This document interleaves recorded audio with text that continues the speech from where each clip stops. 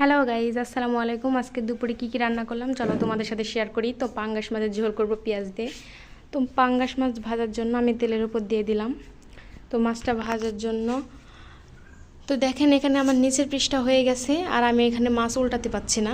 এটা আমার একটা কমন সমস্যা, আমি মাছ ভাজতে গেলে আর উল্টে দিতে পারি না। তো দেখেন এখানে মাছ ভাজা শেষ হয়ে গেছে। তারপর আমি কিছুটা পরিমাণে এখানে পেঁয়াজ নিলাম। পেঁয়াজটা ভালোভাবে নাড়াচাড়া করে এখানে আমি কিছুটা পরিমাণ লবণ দেব, যাতে পেঁয়াজটা ভালোভাবে আওড়ে যায়। এতে নাড়াচাড়া করতে মশলাটাও ভালোভাবে সাথে মিক্স হয়ে যায়। তো দেখেন আমার পেঁয়াজটা কমে আসছে। এরপর আমি এখানে গুঁড়ামরিচ 3 চামচের মতো দেব। এরপর 2 চামচের মতো এখানে হলুদ দেব, কিছু আদা রসুন বাটা এখানে দেব।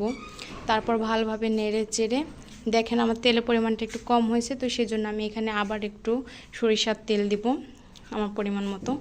এখন তেল চুয়াচ্ছে, তো এর ভিতরে নাড়াচাড়া করে আমি একটু পানি ব্যবহার করব এখানে। তো কিছুটা পরিমাণ পানি এর মধ্যে আমি দিয়ে দিলাম। এরপর ভালো করে নাড়াচাড়া করে ঢাকনা দিয়ে দেব।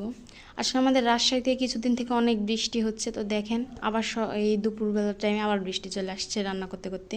এরপর আমার মুরগিগুলো দেখেন, এখানে ব্রয়লার মুরগি আছে, তারপরে দেশি মুরগি আছে, এগুলো আমার নিজের হাতে পোষা মুরগি।